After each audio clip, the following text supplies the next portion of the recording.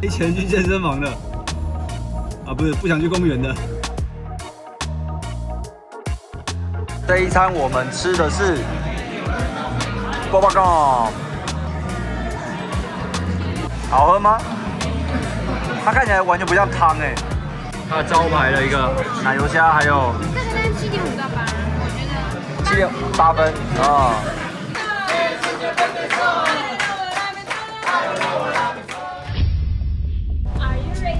Yes, we're ready. We're ready. Yeah. Let's do it. OK， 大家好，我们到了这个 GoldenStateCorals. Nice. Yeah, Golden State. We all know Golden State only about like warriors or something. Yeah, That's so true. this No, one it's is true. Yeah, this It's is true. GoldenStateCorals. Okay, and here's the owner. 这是他们的老板 Ellie. Ellie or Elliot, how are you guys? Welcome. So, Ellie, could you show us about your store? Absolutely, I'd love to. Yeah. Well, I guess when you first walk in, we do have a display tank over there. Yep. However, currently it's more like an Aptasia farm. Aptasia farm? Not really, but it's become that over time. Yep. So that tank we're going to be working on very soon. We're going to redo it and try to make it look something more like this. Yeah.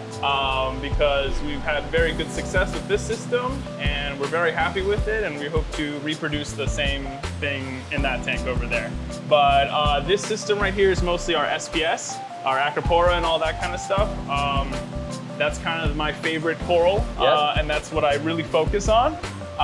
This is our largest system, and this is where we have a lot of our LPS and Euphilia and just random things. A very small fish section, very small fish section, Yep. just for our local customers who want, reef safe fish and things like that. But if you guys want, I can start off by showing you my favorite system. Yeah, this is the one that I mainly watch over.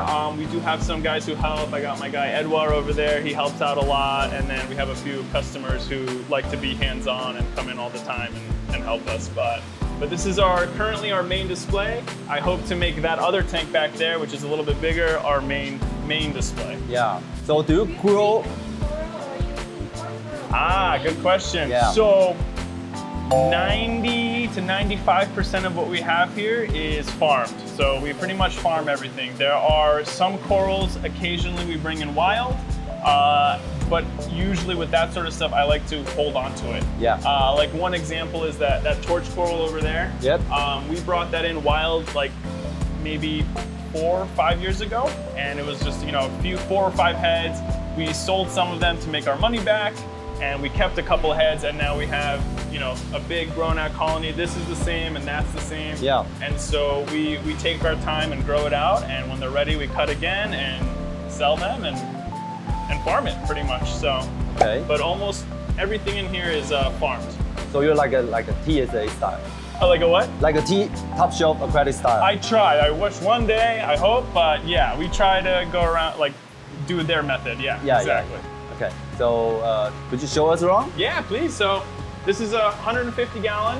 I don't know what that is in liters, but Yeah. 150 gallon tank, mostly Acropora, some torches and chalices. Also, I really love chalices. So Oh, you have a lot of them. yeah, these are all so old. This is my oldest coral. I've had that for about 12 Oh, wow. years. This one's cool. It's a mummy eye, yeah. So it was originally a mummy eye, and I've had it for so long that it, eventually it developed a little bit of blue, and I kept cutting. Yep. So all are mummy eyes. This is from that, that's from that, this is from that, they're all from the same.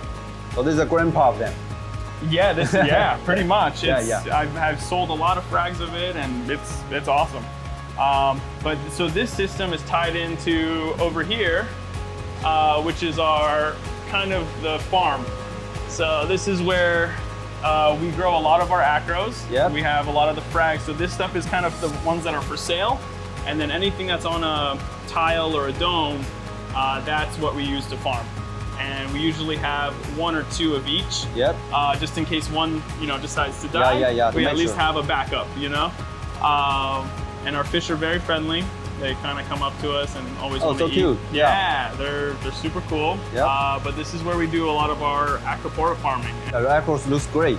Thank you so much. They're so colorful. Thank you. We try. It looks like last time we go to New York, we've been to the Piece of the Ocean. Oh yeah. Yeah, I think love those guys. I think you're nearly the same. Yeah.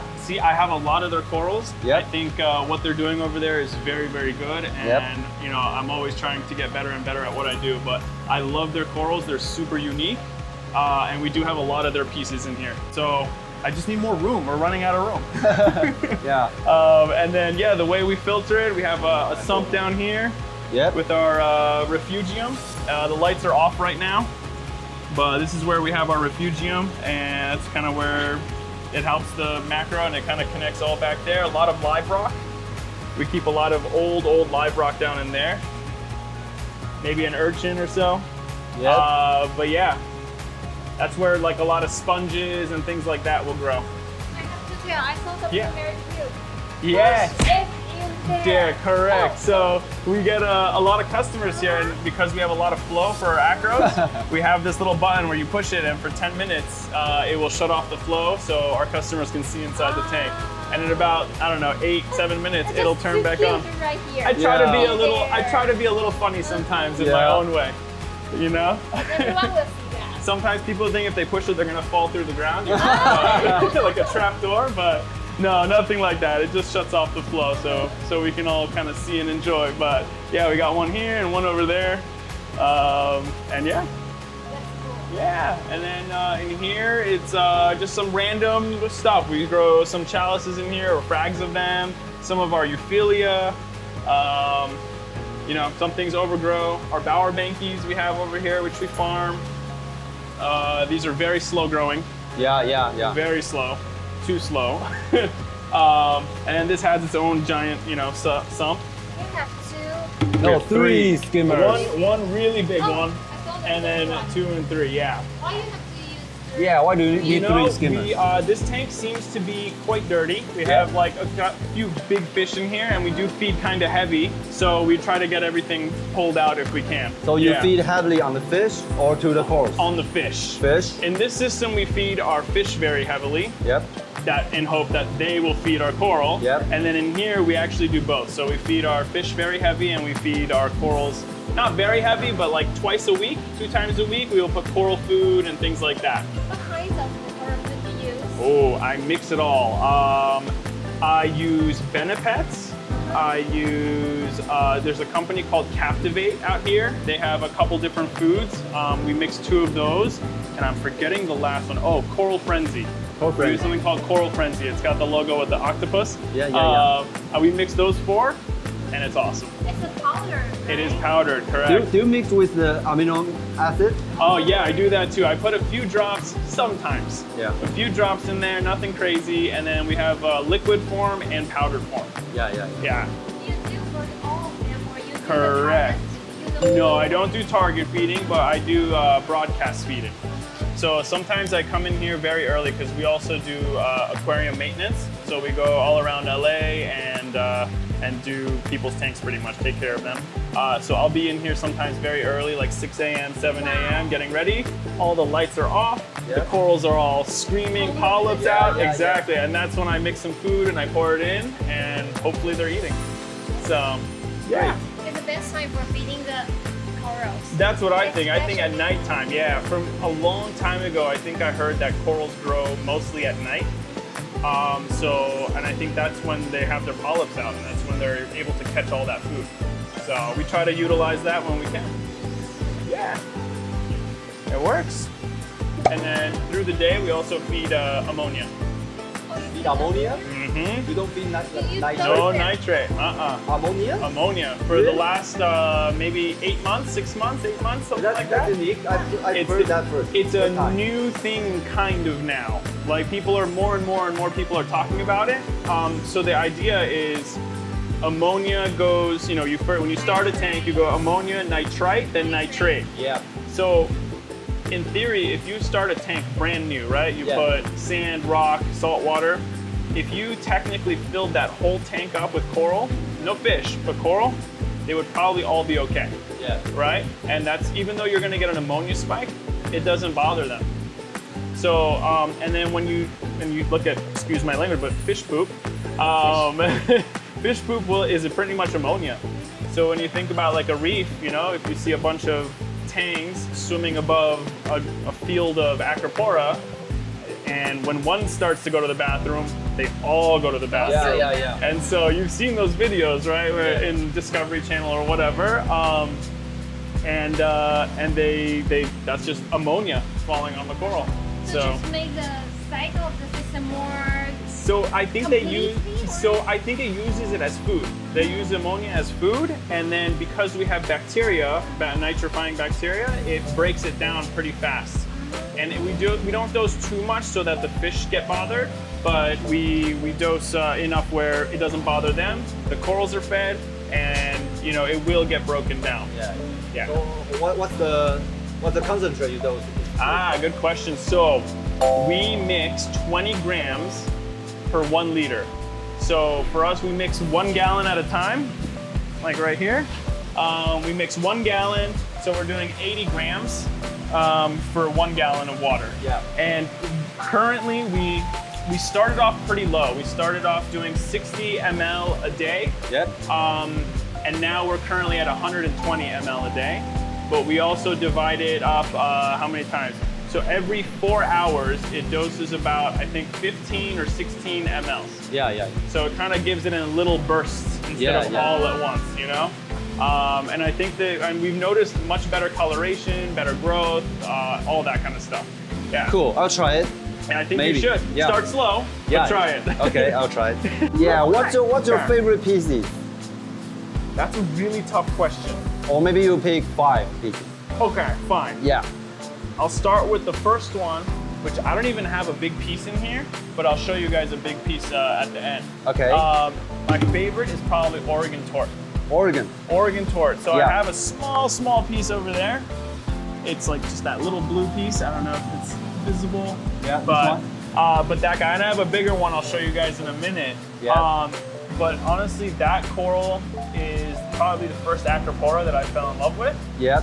Because, I don't know, 12 years ago or so, there wasn't like crazy colors like this. Yeah. Or at least we were not able to get these kind of crazy colors. Yeah. And so that blue coral was, I don't know, it really stuck out. It's unique. It's unique. Yeah, it's different, and everything is green and red, but like real blue is very hard to find. Yeah, and maybe that's an old named coral. Exactly. Yeah, maybe the first one. The first one, that was the first acro that I really tried to keep, and so it keeps a very special place in my heart. And I still, to this day, I don't think there's another acro that has that same blue. Yeah. If that makes sense. And the blue of that is really easy to keep.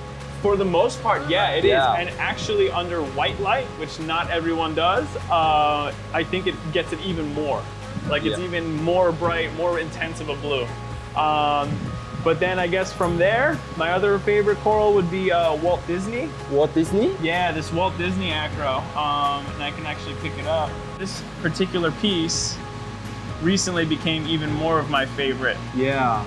And the reason being is, for some reason, it started developing some of those pinks and purples. Yeah. Which is not always easy to get. Yeah. I think I got kind of lucky. The only thing that I did do was put it into some higher light. Yeah. And I think that's what did the trick for that. What's the part number of the...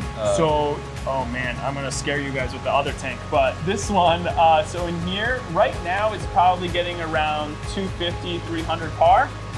But when the lights are super intense on here, we give them about 3 hours of like really high light. They can get up to about 600 par in here. So 600 par for maybe 3 hours? Give or take, yeah. Okay. Yeah, in here. But then most of the time it's anywhere from about 300 to 450. Okay. Yeah. And then another favorite, I guess, would be this guy right here. We're not sure where it came from, but this one we call it Cell Max. Cell Max? And it's just a really unique, red polyp coloration and kind of those blue tips that grow on it. Yeah, this one is really great. It's grown, yeah, it's turned out to be really amazing. We've killed it a couple times now, but we've managed to get it back. Yeah, so this is the only piece you have? I have another one, but I'm gonna show you guys all these pieces again. Okay. So we have a slightly larger one than this available too, or not available, but that we're farming. Yeah. So this is like our backup piece. And then another, and I might close the polyps, is this guy right here. Oh, wow, this one is good. Yeah, Rocky Mountain Frags, Red Devil Nasuda. Also really old school. Yep. But it has such a unique color. It's kind of that turquoisey, weird green, and then it's got those golden red polyps when they're out. Yeah, two different colors of polyps. Exactly. I think I made it close a little bit. Yeah, really cool. Really cool.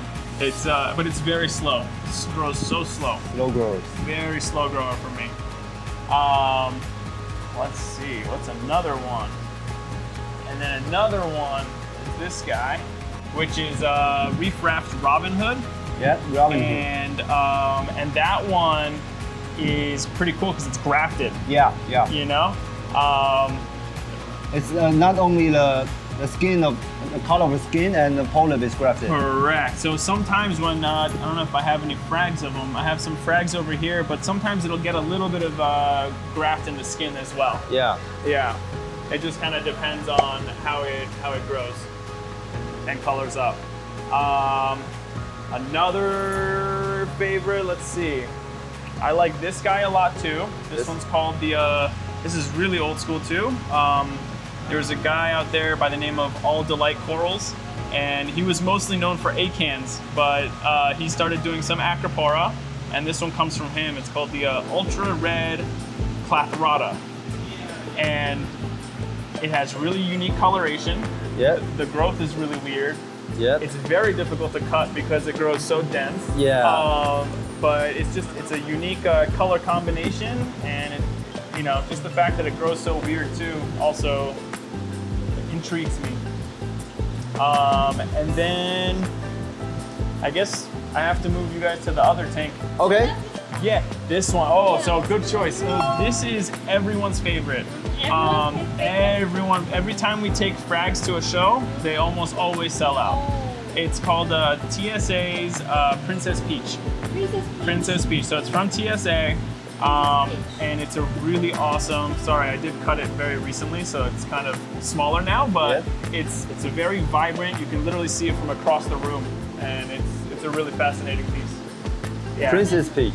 Last time we visited TSA, maybe we missed it. Yeah, we missed it. Yeah, I'm not sure where they keep it. I still really need to visit that place. I would spend way too much time over there. Oh, we spend much more time. We spend an afternoon there. Oh my God, yeah, I'm probably gonna have to do the same thing. Oh my gosh. Just get on your list. Yeah, exactly. And then out of this tank, I don't know, I guess I can show you guys the other tank where I have some of my other favorites. 就是讲到，因为他为了很多种东西，然后一个一个罐子打开很麻烦，他自己就买了一个密封罐，像这样。他买了一个密封罐之后呢，然后把混合的珊瑚饲料放在这边，然后下面有1、2、3、4，他放了这4种品牌的珊瑚饲料在里面，他一次喂1瓢，全部就可以在里面，很棒哎。其实每次来到这种店啊，我都会像我这种，我是比较有在养印度的人啊，我都会觉得很兴奋，因为每次来这种店，像是不管是去 TSA 啊，或者是我们去 Poto 啊，那或者是像今天我们来到这个 GoldenStateCorals 这边，他们的印度的种类都非常多，然后养的状态也都非常的好，所以每次我看完这个，其实我都有点羡慕他们，就是状态可以顾到这么好，然后项目的种类又这么多，那所以这也是我们觉得自己我们蓝羊水族也是在加强的部分，每次出来我们都可以再学一点东西，然后跟他们讨论一下，然后自己回到自己国内台湾，然后我们再来就是可以试着改进啊，试着想办法让自己的鱼缸变得更好。那大家也可以期待一下蓝羊水族这1年之后1年，然后会有的改变，那我们会尽量的努力满足大家对印度珊瑚或者是对蓝底珊瑚各种珊瑚的种类的需求，那我们也会尽量提供大家更好的珊瑚的品质。OK， 那就也希望说可以把这些不同国家的一些饲养的方式，或者是他们的优点，然后或者他们养比较好的这种方法带到台湾来里面，然后就是分享给大家。So I want to go back to the Oregon torque. Yep. Because that's like my favorite. This Oh, you have a big colony. Yeah, we have a pretty big colony. Yeah. It is known to be slow. Yeah. I know a few people who can grow it pretty fast. I don't know how they do it, but they do it. It depends on different tanks. Of course, Yeah, every because tank's different. I sold Oregon to my customers before. Okay. And in my tank, maybe that his tank grows twice fast. Twice as fast, no. Yeah. Don't you hate them for that? I'm not hitting it because he brings it back to me. That's true, that's Yeah, good. that's That's good. always good. So Yeah. that's nice.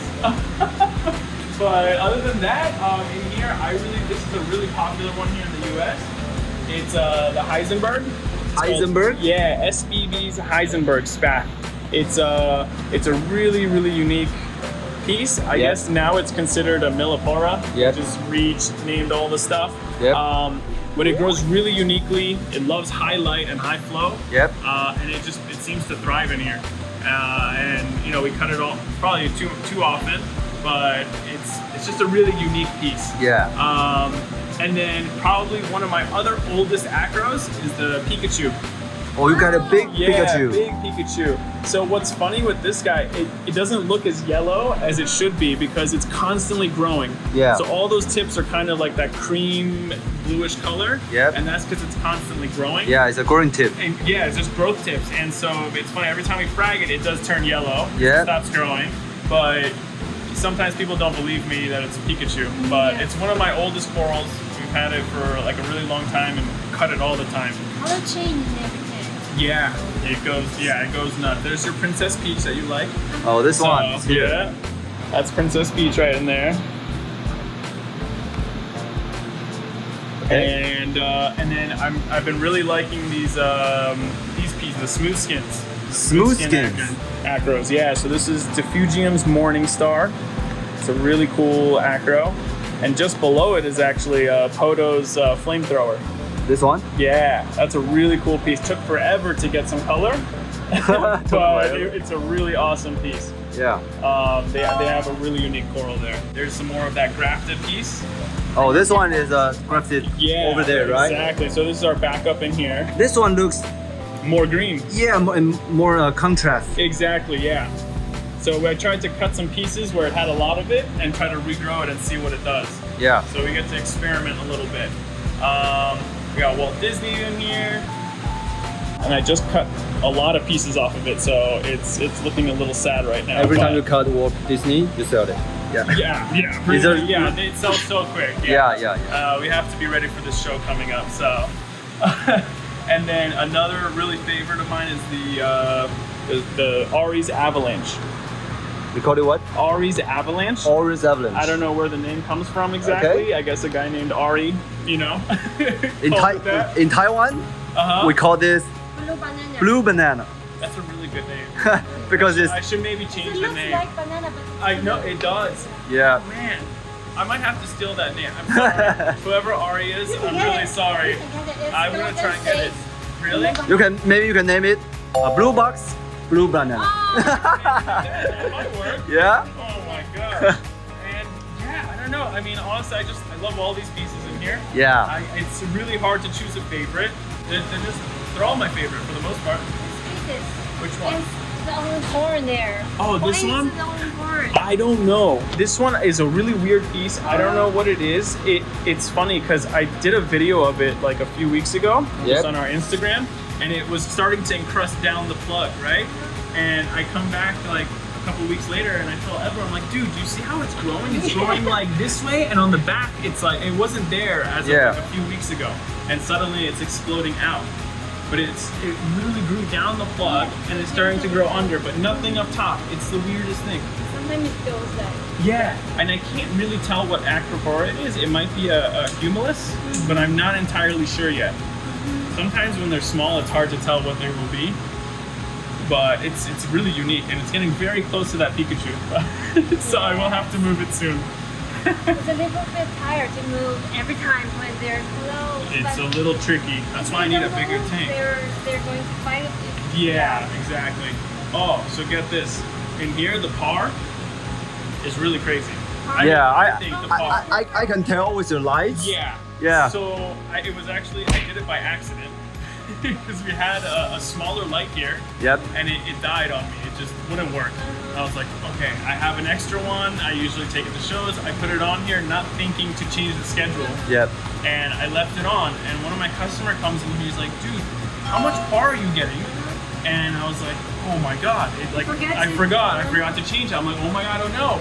So I checked and we're getting anywhere like around 900, 950. What? Top. So, but it drops very fast because these lights, I guess they're radions, they're good for the spread.